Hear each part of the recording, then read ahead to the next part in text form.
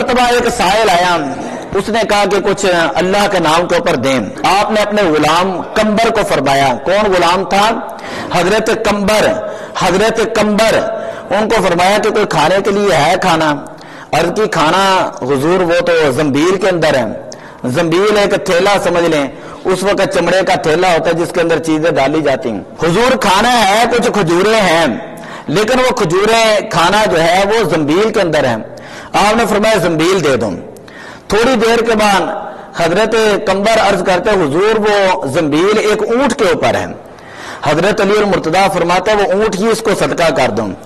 پھر تھوڑی دیر کے بعد غلام عرض کرتا ہے حضور وہ اونٹ جو ہے وہ 70 اونٹ کی جو لائن لگی ہوئی ہے ان جو 70 اونٹوں کے اندر ہیں.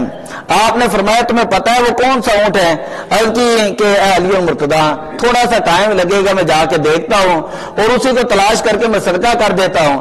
آپ نے فرمایا کہ اللہ کے کام کے اندر مجھے اتنی بھی تاخیر پسند نہیں کہ تم اتنی دیر جا کر تلاش کرو. فرمایا کہ 70 اونٹ جو ہیں وہ سارے کے سارے اس فقیر کو دے دو اور اس کو کہو کہ ہم نے یہ سارے کے سارے اللہ کے نام کے اوپر تمہارے اوپر صدقہ کیے ہیں. یہ حضرت علی المرتضیٰ رضی اللہ تعالیٰ عنہ کی سخاوت تھی. میں نے ایک مرتبہ بتایا تھا کہ جنگ صفین سے جب واپس آئے, بلکہ جنگ صفین میں جب آپ جانے لگے تو ایک جگہ پر آپ رکے, وہاں پر ایک عیسائیوں کا گرجا تھا. حضرت علی بھی وہاں پر ٹھہرے. آپ کے لشکر کو پانی کی ضرورت تھی تو لشکر آپ کے پاس آیا اور کہنے لگا کہ حضور پانی کی ضرورت ہے, جانوروں کو بھی ہمیں بھی. آپ نے اشارہ فرمایا, آپ نے فرمایا کہ یہ جو جگہ ہے نا اس جگہ پر جو وہ کھدائی کریں, نیچے سے چشمہ جاری ہو جائے گا. دوسرے ساتھی کھودنے لگے. خیر وہاں پر ایک پتھر بڑا تھا, سخت, وہ نہیں نکل رہا تھا. آپ نے 2 انگلیوں کے ساتھ اس طرح وہ پتھر میں ڈالی اور زور سے کھینچا, وہ پتھر باہر آیا. سارے لوگوں نے پانی پیا. جو گرجا تھا اس کا جو راہب تھا وہ باہر آیا اور آ کر حضرت علی سے کہنے لگا کہ علی مجھے یہ بتاؤ کہ کیا تم نبی ہو؟ حضرت علی فرماتے میں نبی نہیں ہوں. اس نے کہا کہ کیا تم فرشتہ ہو؟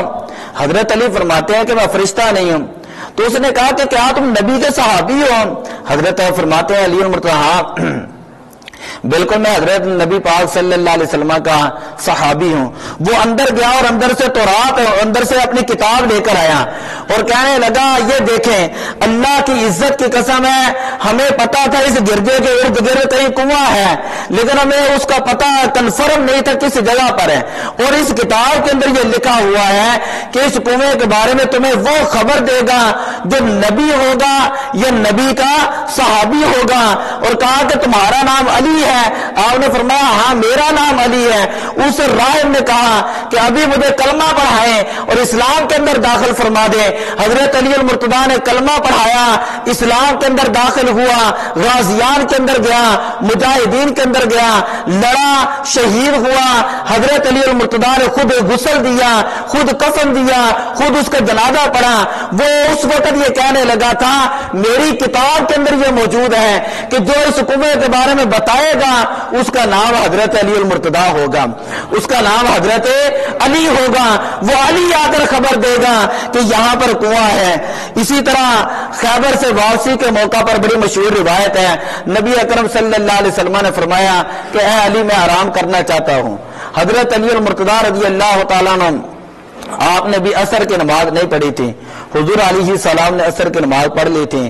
اور یہ مقام آج بھی وہاں پر موجود ہے. مقام کا نام ہے مقام صحبہ, صحبہ بڑی ہا کے ساتھ.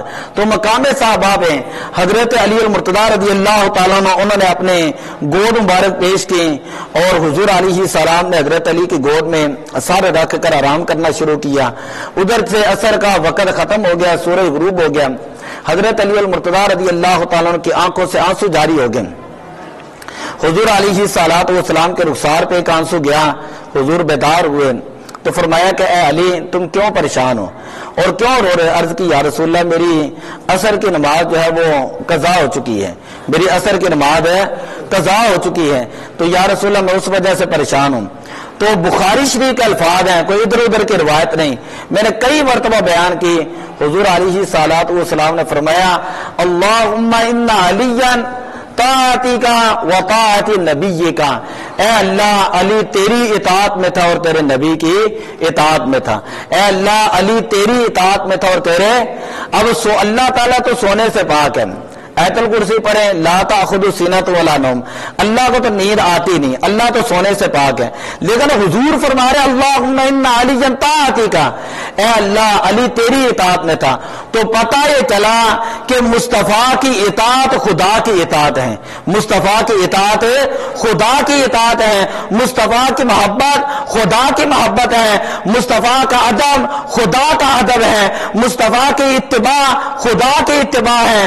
اور پھر اسی وقت سورج واپس آتا ہے، حضرت علی المرتضیٰ نماز ادا فرماتے ہیں۔ سوال یہ پیدا ہوتا ہے حضرت علی المرتضیٰ کی جب نماز قضا ہوئی ہے تو حضور یہ بھی فرما سکتے تھے اے علی میں صاحب شریعت ہوں، تم جو ہے ایسے ہی نماز پڑھ لو تمہاری قبول ہو جائے گی۔ بات سمجھ آ رہی ہے نا؟ حضور یہ بھی فرما سکتے تھے کہ علی تم نماز ادا کر لو تمہاری نماز جو ہے قبول ہو جائے گی، لیکن نہیں۔ اگر اس طرح بھی فرما سکتے تو حضور صاحب شریعت تھے، وہاں پر کوئی کسی قسم کا اعتراض نہیں ہوتا تھا، لیکن اس کے باوجود حضور نے دعا فرمائی ہے اور قیامت تک جو ہے حضور علیہ الصلوۃ والسلام نے اشارہ فرما دیا جو بندہ مصطفیٰ کریم صلی اللہ علیہ وسلم کی اطاعت اور فرما برداری کے اندر رہتا ہے اللہ تعالیٰ اس کو اسی وقت اجر اور ثواب عطا فرماتا ہے۔ جو حضور کی محبت کے اندر اپنے فنا ہو جاتا ہے حضور علیہ السلام دنیا کے اندر اس کو اجر عظیم عطا فرماتے ہیں۔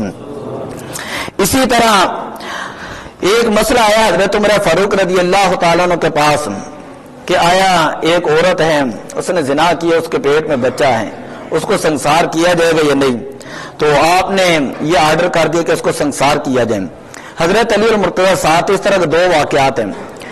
آپ نے فرمایا کہ اے عمر دیکھو تو صحیح کہ جرم جو ہے وہ ماں کا ہے، اس کے پیٹ کے اندر جو بچہ اس کا نہیں ہے، اور جب یہ عدت جب یہ وضع حمل ہو جائے گا یہ عورت بچے کو جان لے گی، پھر اس کے بعد جو وہ حد نافذ کی جائے گی۔